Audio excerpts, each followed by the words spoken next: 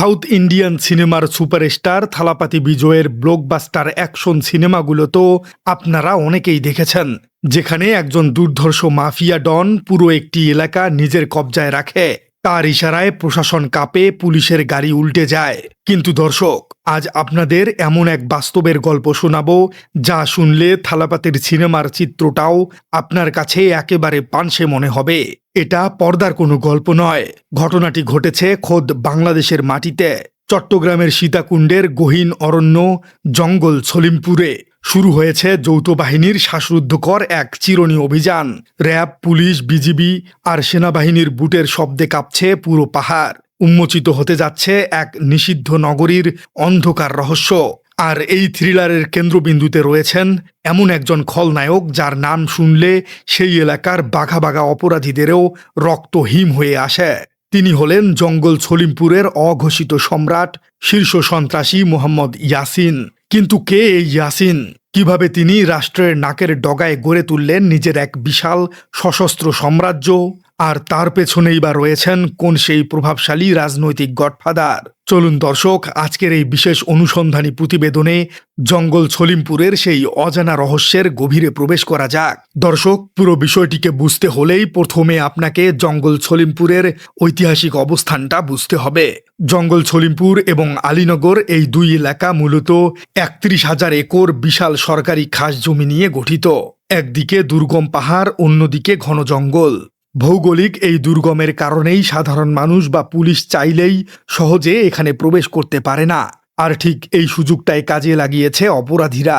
গত কয়েক দশক ধরে এই বিশাল পাহাড়ি অঞ্চল হয়ে উঠেছে বাংলাদেশের শীর্ষ সন্ত্রাসী এবং পলাতক আসামিদের সবচেয়ে নিরাপদ আশ্রয়স্থল। এটি যেন রাষ্ট্রের ভিতরেই সম্পূর্ণ আলাদা একটি রাষ্ট্র। এখানে বাংলাদেশের কোনো আইন চলে না। এখানে চলে নিজস্ব স্বায়ত্তশাসন ব্যবস্থা, নিজস্ব টোল ট্যাক্স আর নিজস্ব ক্যাঙ্গারু কোর্ট। শত শত কোটি টাকার অবৈধ প্লট বাণিজ্য, পাহাড় কাটা, অস্ত্রের রমরমা ব্যবসা এবং মাদকের বিশাল চোরাচালান সবকিছুই নিয়ন্ত্রিত হয় এই অন্ধকার জগৎ থেকেই। কিন্তু দর্শক, এখনকার সবচেয়ে বড় প্রশ্ন হলো, কে এই ইয়াসিন? কোথা থেকে এলো এত বড় আস্ফালন? অনুসন্ধানে জানা যায় ইয়াসিন কোনো জন্মগত বা বংশগত মাফিয়া ছিলেন না। একসময় আর 10টা সাধারণ ছিন্নমূল মানুষের মতোই এই পাহাড়ে তার আগমন ঘটেছিল। কিন্তু ইয়াসিন ছিলেন অত্যন্ত চতুর এবং ধূর্ত। তিনি খুব দ্রুতই বুঝে যান এই দুর্গম পাহাড়ের নিয়ন্ত্রণ একবার নিজের হাতে নিতে পারলেই কোটি কোটি টাকার মালিক হওয়া কেবল সময়ের ব্যাপার। তিনি সলিমপুরের আলীনগর এলাকাকে নিজের মূল ঘাঁটি বা হেডকোয়ার্টার হিসেবে বেছে নিয়েছেন। এরপর শুরু হয় তার আসল মিশন। স্থানীয় গরিব, ছিন্নমূল এবং অপরাধপ্রবণ বেকার যুবকদের টাকার লোভ দেখিয়ে তিনি কাছে টানতে শুরু করেন। ধীরে ধীরে গড়ে তুলেন নিজের এক বিশাল সশস্ত্র প্রাইভেট আর্মি, যা আজ পুরো চট্টগ্রাম জুড়ে ইয়াসিন বাহিনী নামেই পরিচিত। এই বাহিনীর গঠনতন্ত্র শুনলে আপনি চমকে যাবেন। তাদের কাছে রয়েছে অত্যাধুনিক সব বিদেশি অস্ত্রের বিশাল এক ভাণ্ডার। আলীনগরের প্রতিটি পাহাড়ের চূড়ায় ইয়াসিনের নিজস্ব সোর্স বা পাহারাদার বসানো থাকে। তাদের হাতে থাকে ওয়াকি টকি। নিচে থেকে পুলিশ বা র্যাবের কোনো গাড়ি পাহাড়ে ঢোকার চেষ্টা করলেই মুহূর্তের মধ্যে ওয়াকি টকির মাধ্যমে পুরো বাহিনীকে সতর্ক করে দেয়া হয়। পলকের মধ্যেই পাহাড়ের আনাচে কানাচে পজিশন নিয়ে নেয় ইয়াসিনের স্নাইপাররা। ইয়াসিন বাহিনীর বেপরোয়া রূপ ঠিক কতটা ভয়ঙ্কর তা সাম্প্রতিক কিছু ঘটনা বিশ্লেষণ করলেই পরিষ্কার হয়ে যায়। যখনই প্রশাসন জঙ্গল সলিমপুরে নিজেদের নিয়ন্ত্রণ প্রতিষ্ঠার চেষ্টা করেছে, তখনই এই বাহিনী তাদের উপর বৃষ্টির মতো গুলি ছুঁড়েছে।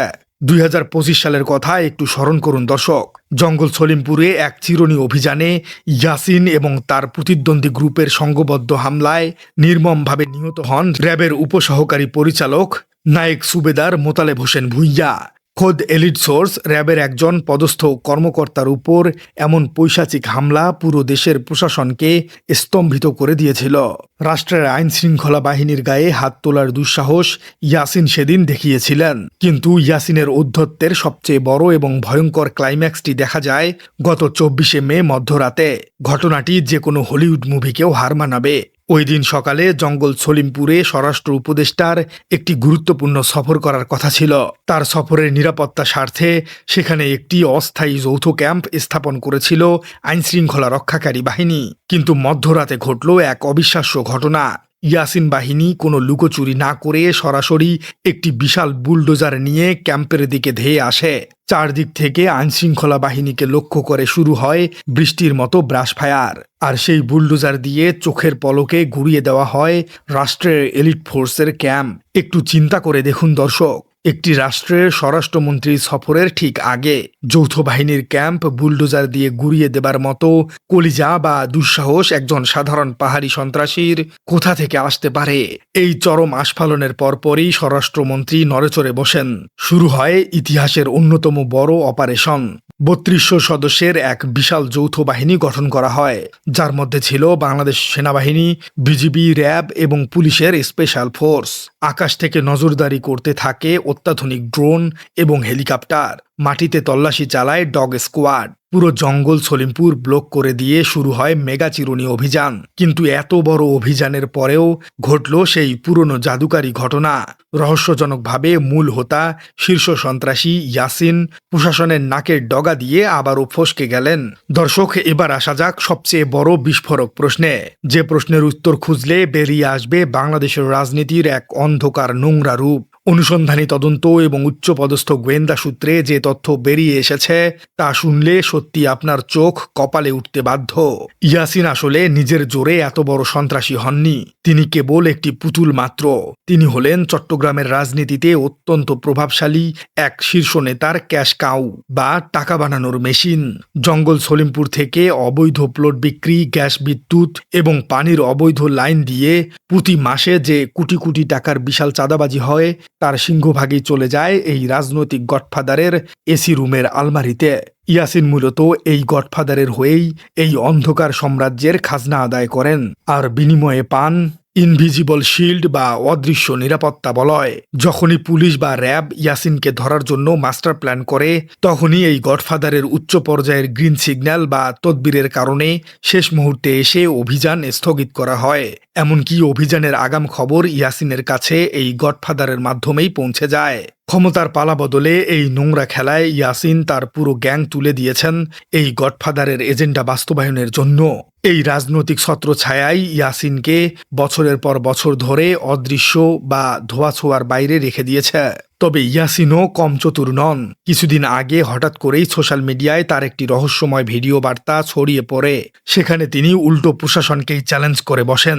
তিনি বলেন, জঙ্গল সলিমপুরে যা কিছু অপরাধ হচ্ছে তার পিছনে মূলত তার প্রতিদ্বন্দ্বী রোকন বাহিনী বা রোকন মেম্বার দায়ী। ইয়াসিন নিজেকে সেখানে বসবাসরত হাজার হাজার সাধারণ ছিন্নমূল মানুষের ত্রাতা বা রক্ষাকর্তা হিসেবে দাবি করছেন। তিনি প্রচ্ছন্ন হুমকি দিয়ে বলেছেন যে তাকে যদি প্রশাসন গ্রেপ্তার করার চেষ্টা করে তবে জঙ্গল সলিমপুরে বিশাল এক গণবিস্ফোরণ ঘটবে। সাধারণ মানুষ প্রশাসনের বিরুদ্ধে রাস্তায় নেমে আসবে, যার দায় প্রশাসনকেই নিতে হবে। মূলত সাধারণ অসহায় মানুষের ঢাল হিসেবে ব্যবহার করার এটি ছিল ইয়াসিনের এক অত্যন্ত চতুর মাস্টার স্ট্র। প্রিয় দর্শক, আপনাদের কি মনে হয় জঙ্গল সলিমপুরের এই রহস্যময় এবং অন্ধকার অধ্যায় কি এবার সত্যি সত্যি শেষ হবে? ইয়াসিন কি নিজেই অপরাধী, নাকি প্রশাসন ইয়াসিনকে ফাঁসাতে চাইছে? আসল গডফাদার সেই মেম্বার? কমেন্টে জানিয়ে দিন আপনার মূল্যবান মতামত। আর আমাদের চ্যানেলে নতুন হয়ে থাকলে চ্যানেলটি সাবস্ক্রাইব করে বেল আইকনটি বাজিয়ে দিন। দেখা হচ্ছে পরবর্তী কোনো ভিডিওতে।